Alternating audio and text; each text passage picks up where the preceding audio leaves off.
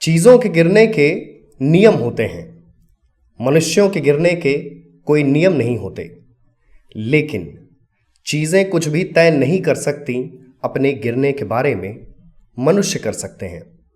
अब आप सोचेंगे कि मैं नरेश सक्सेना की ये कविता क्यों पढ़ रहा हूं। क्यों ना पढ़ूं ऐसी कविता, बल्कि ऐसी कविताएं ही पढ़ी जानी चाहिए। लिखने वाले जानते थे कि उनके दौर से लेकर आज के दौर तक गिरना जारी है। सब अपने अपने मतलब के लिए गिर रहे हैं और गिरते ही जा रहे हैं। कोई पैसों के लिए गिर रहा है तो कोई लाइक्स, व्यूज और फॉलोअर्स के लिए गिर रहा है। कोई नशे के लिए गिर रहा है तो कोई अपने प्रेमी या प्रेमिका के लिए गिर रहा है। कितना गिर रहा है ये नहीं पता, पर इन सब में गिरना कांस्टेंट है। गिरने की जो कहानी आज मैं बताऊंगा वो नई नहीं है। अब तक आप उसके बारे में सब कुछ जान चुके हैं। जो अब तक नहीं जानते उनके लिए एक छोटा सा रिकैप। यूपी के मेरठ में एक वाइफ ने अपने हस्बैंड को सीने पर चाकू मारा। बीचों बीच मारा कि एक झटके में काम तमाम हो जाए। फिर गला काट कर शरीर से अलग किया, कलाई से दोनों हाथ काटे और पैरों को पीछे की तरफ मोड़ दिया कि बॉडी ड्रम में फिट हो जाए। अब एक महिला इतना कुछ अकेले तो कर नहीं सकती है। इतना करने के लिए उसे कोई ना कोई चाहिए। तो इस पूरे केस में महिला के तथाकथित प्रेमी ने उसका साथ दिया। वही प्रेमी जिसकी तस्वीर सोशल मीडिया पर वायरल हो रही है, मीम्स भी बन रहे हैं, जिसमें लोगों का कहना है कि खूबसूरत लड़कियों की पसंद ऐसी होती है। केस की डिटेल्स अब तक सामने आ रही हैं। इन्वेस्टिगेशन जारी है। पुलिस अपना काम कर रही है और उम्मीद है कि दोषियों को उनके अपराध का दंड मिलेगा। मिलना ही चाहिए। शायद इसीलिए देश में कानून है। लेकिन क्या कानूनी सजा के बाद सब कुछ ठीक हो जाएगा? क्या कानूनी सजा बहुत है? भविष्य में ऐसी घटना दोबारा ना हो उसके लिए क्या किया जाना चाहिए? शायद उससे ज्यादा जरूरी सवाल यह है कि मेरठ जैसा कांड हुआ ही क्यों? किन हालातों में ऐसी घटना की जमीन तैयार हुई? ये वीडियो उन्हीं वजहों पर बात करेगा कि क्यों एक पत्नी ने अपने प्रेमी के साथ अपने पति की बेरहमी से हत्या की। वजहों पर जाने से पहले केस से जुड़ी कुछ और बातें हैं जो बेहद शॉकिंग और अनयूजुअल हैं। सौरभ और मुस्कान का प्रेम विवाह हुआ था, जबकि दोनों के घर वाले इसका विरोध कर रहे थे। सौरभ मर्चेंट नेवी में था, ज्यादातर समय बाहर रहता था। दोनों की एक बच्ची भी थी।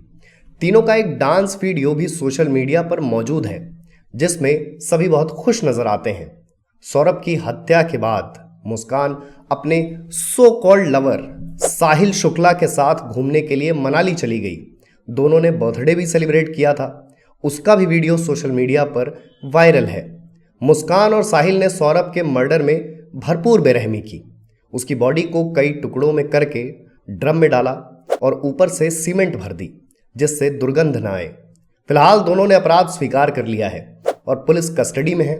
ऐसी घटनाओं की क्या वजह होती है या क्या हो सकती है? ये सवाल आसान नहीं है। इसका सबसे स्टीरियोटिपिकल आंसर तो ये है कि अब के लोगों में पहले जैसी बात नहीं है। पहले जैसे मॉरल्स और वैल्यूज नहीं है। समय में बहुत पीछे जाने की जरूरत नहीं है। हमने हमारे घर वालों को देखा है, माता पिता को देखा है।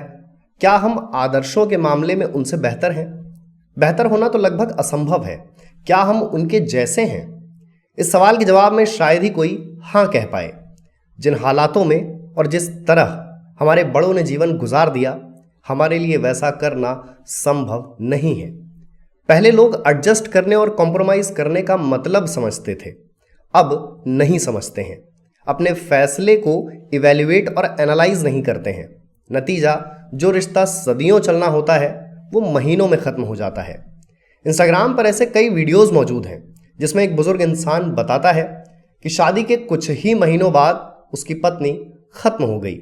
फिर उसने जिंदगी भर शादी नहीं की, सिर्फ इसलिए कि उसने अपनी मरहूम पत्नी से वादा किया था कि तुम्हारे बाद कोई और नहीं। इस बात का यह मतलब भी नहीं है कि लोग कोई अनहोनी होने पर दूसरी शादी ही ना करें, पर आज के समय में यह कितना असामान्य है कि आप एक इंसान की यादों के सहारे जिंदगी गुजार दीजिए। इसी सोशल मीडिया पर हमने वो वीडियोस भी देखे हैं जिसमें समझ आता है कि क्यों हमारी पिछली पीढ़ी ही सबसे इनोसेंट जनरेशन है। मेरठ जैसे कांड की दूसरी वजह ओवर एक्सपोजर हो सकती है। ओवर एक्सपोजर और इजी एक्सेस।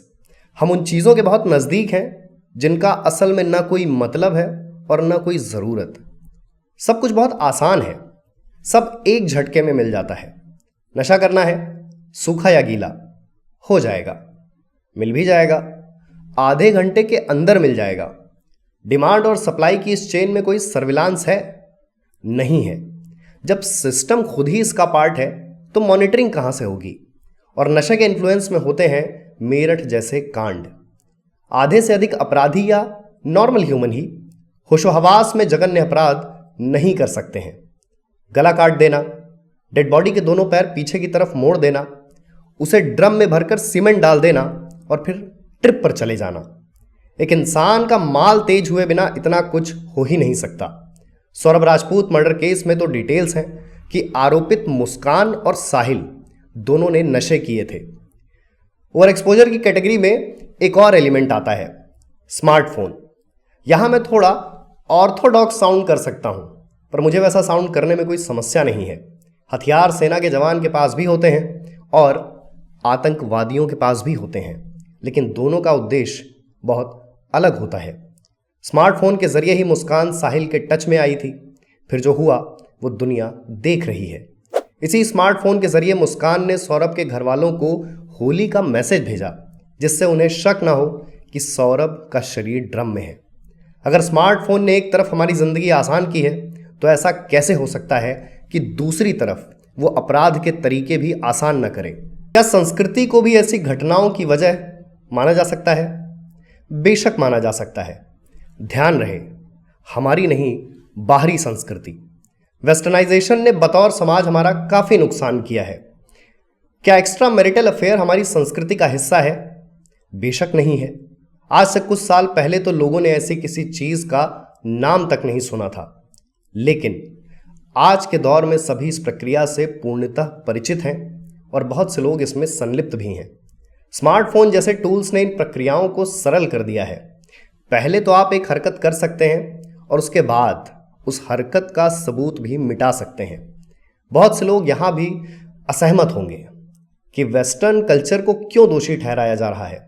मैं कहता हूं, आखिर क्यों न दोषी ठहराया जाए? डिवोर्स कल्चर कहां से आया? वेस्ट से। कुछ समय पहले देश में डिवोर्स रेट इतना ज्यादा नहीं था जितना आज है। मुस्कान के केस में भी डिवोर्स हो सकता था, दोनों शांति से अलग अलग रह सकते थे, लेकिन ऐसा नहीं हो पाया, जबकि मुस्कान और सौरभ ने खुद लव मैरिज की थी। लेकिन यहां तो बात डिवोर्स से कई कदम आगे जा चुकी थी। मेरे लिए तो यही बात हजम करना नामुमकिन है कि जिस इंसान से प्रेम हो, जिससे प्रेम विवाह किया, उसके ही सीने में छुरा उतार दिया। यही लोग खुद को मॉडर्न और प्रोग्रेसिव कहते हैं, शहरी और शिक्षित कहते हैं, फिर सभ्यता की आड़ में बेरहमी और बेशर्मी की सारी हदें पार करते हैं। यही लोग घर वालों के अगेंस्ट भी जाते हैं। चलिए एक बार के लिए मान भी लेते हैं कि घर वालों के अगेंस्ट जाना गलत नहीं है, पर क्या बीच का कोई रास्ता नहीं निकाला जा सकता था? अगर अपनों के खिलाफ जाकर कोई फैसला ले ही लिया तो उस पर सोचा समझा क्यों नहीं?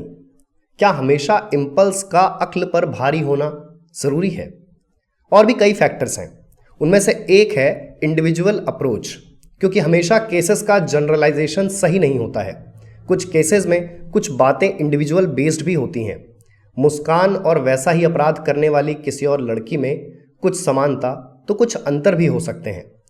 मुस्कान में कुछ वेरिएबल्स अलग होंगे ही। खैर, हम कितनी ही बात कर लें, कितने ही कारण गिना लें, कितना ही विश्लेषण कर लें, ऐसी घटनाएं रुकती नहीं हैं। अपराध और अपराधियों पर कोई लगाम नहीं है। आमतौर पर हम क्राइम की रूटीन खबरें नज़रअंदाज करते हैं, पर इन खबरों का क्या, जो पूरी तरह आउट ऑफ सिलेबस हैं, जिन वारदातों के अपराधी विलेन तो हैं पर नॉर्मल विलेन नहीं है। ऐसे विलेन फिल्म्स से इंस्पायर नहीं होते हैं, फिल्म्स इनसे इंस्पायर होकर बनाई जाती है। फिल्म्स के विलेन इनके आधार पर ही गढ़े जाते हैं। मेरठ हत्याकांड समाज के लिए कभी न मिटने वाला एक धब्बा है, इंसानियत पर कलंक है।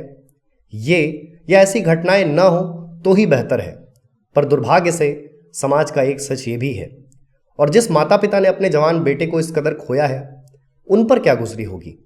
हम तो बस उम्मीद करते हैं कि दोषी को सजा मिले और दिवंगत सौरभ राजपूत को न्याय मिले।